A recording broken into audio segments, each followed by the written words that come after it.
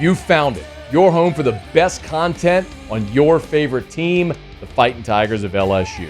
Do us a favor, subscribe to the channel, leave your comments below, and be sure to smash that like button.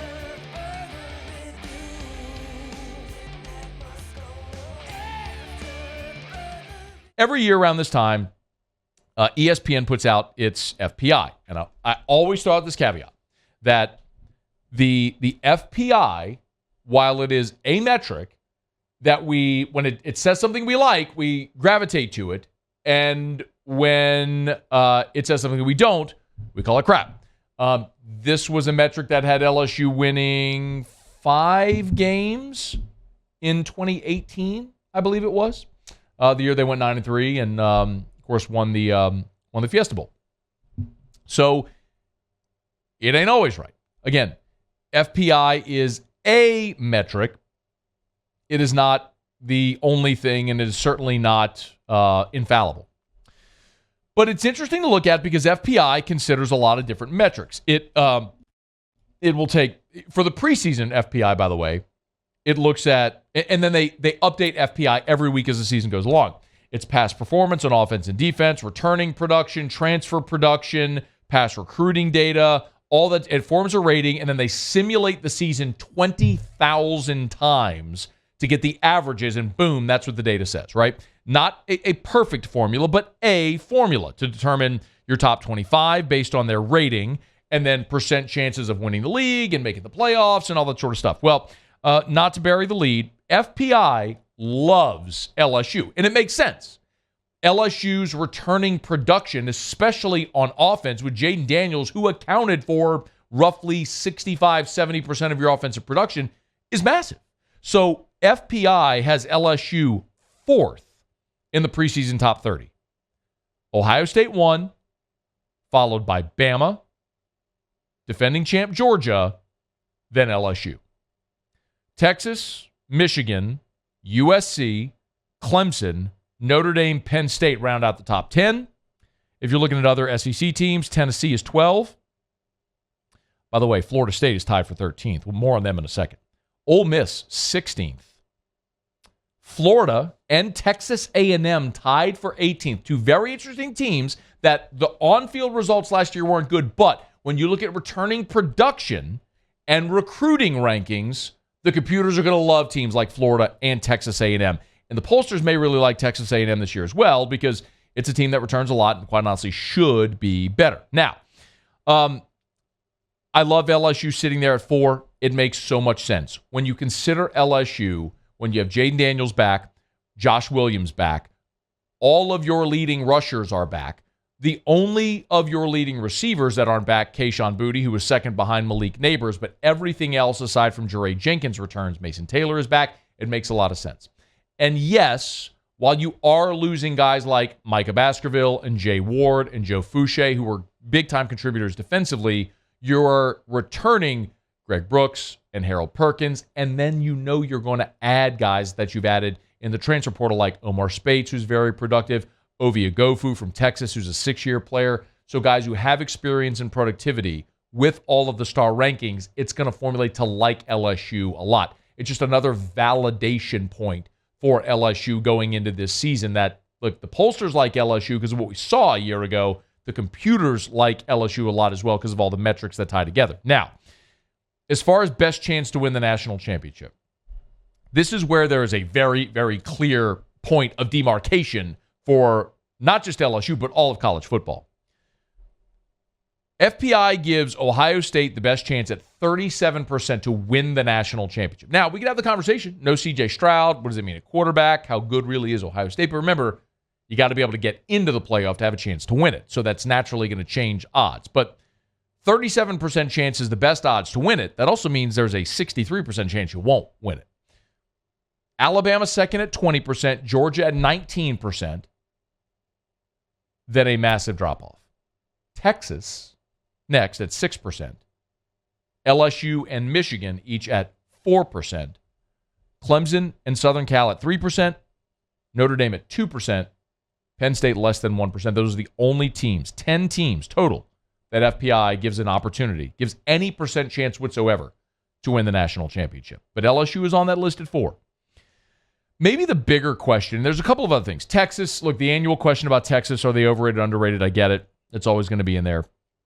Odds just to make the playoff. For what it's worth, Ohio State, 82% chance to make the playoff. Georgia, 63%. Alabama, 62%.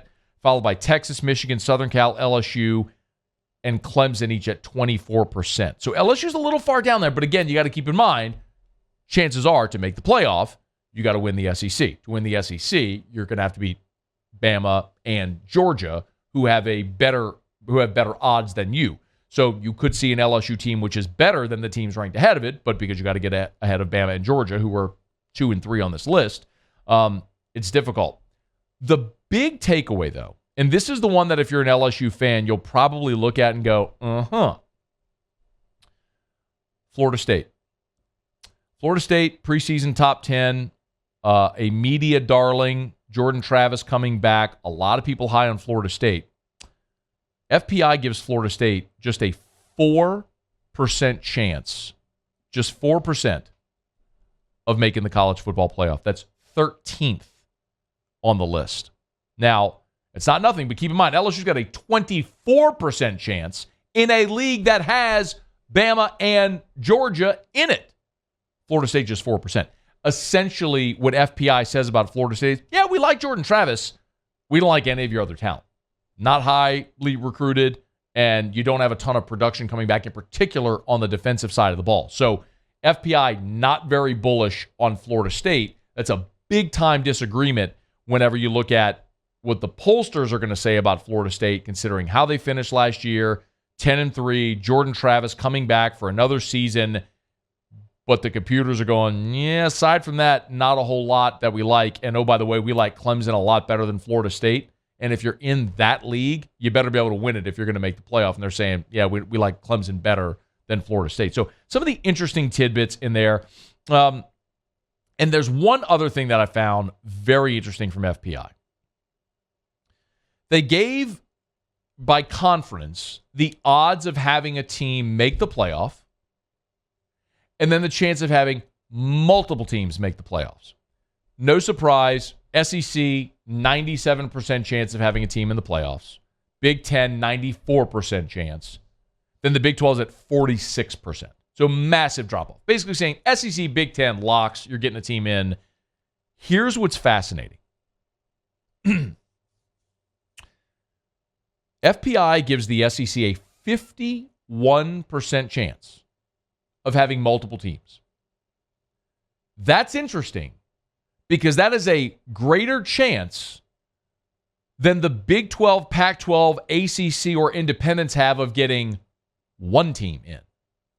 The computers are saying that the SEC has a 51% chance of getting 2 teams in, whereas the Big 12 has a 46% chance of getting 1 team. It's more probable that the SEC gets 2 than any of those other leagues getting 1. And that may bode well for LSU considering the schedule. And that's a thing that when we fast forward to December, I think that's the conversation we're going to be having about LSU, Bama, and Georgia. That the SEC, I think this is a year, and a lot can happen over the course of a season, of course. But when you look at the Pac-12, where the only real contender, and with respect to Washington and Michael Penix, with respect to Oregon with Bo Nix coming back, Southern Cal feels like the only real contender. Heisman Trophy winner there, Lincoln Riley. They feel like the only thing that's and I guess I should obviously throw Utah in the mix as well with Cam Rising back at quarterback. But the Pac-12 just has a 34% chance of getting 1 team in. The ACC, the FPI are not believers in the ACC. You're probably not going to have an undefeated team. That's probably what it's going to take to get a team in from the ACC. The SEC is going to have a great chance this year of getting multiple teams in. It's really a question of how the tiebreakers go with the SEC championship game and potentially getting a team in that loses the SEC championship game or a team that doesn't play in the SEC championship game, however that may go. I think playing the schedule that LSU will play that includes Florida State in the non-conference and, of course, your regular SEC slate, it's going to favor LSU. And having Tennessee rotate off and Missouri rotate on, I think could ultimately be the differentiator for LSU in the West this year. Because that Tennessee loss, of course, last year was until the A&M loss at the end, I understand. But understand, like when we were having the conversations until the last week of the season about playing potentially in the national championship, in the college football playoff, the Tennessee loss was the big scarlet letter for LSU. Like, how do you ignore this home blowout loss to Tennessee, right? Well, if Tennessee rotates off and Missouri rotates on and you win that game, that now shifts into your favor, where it's even if you go on the road and lose to Alabama and Alabama plays Georgia in the SEC championship game and potentially loses that game to Georgia. Again, this is all just a hypothetical. You could make an argument for LSU to be in as a 1-loss over a 2-loss Alabama. We all know we've seen that before. So, again, FPI is just a metric. It's just a way to look at, say, what did the computers say relative to what the pollsters, what people are saying right now. Where is their agreement? Where is their disagreement? One thing is for certain. Both like LSU a lot. While humans like LSU, like Florida State, computers don't so much. And computers love the SEC's chance of getting not one but 2 teams in the playoff this year. Hey, thanks so much for watching. Please leave your comments. I love to interact. And be sure to hit the red subscribe button below.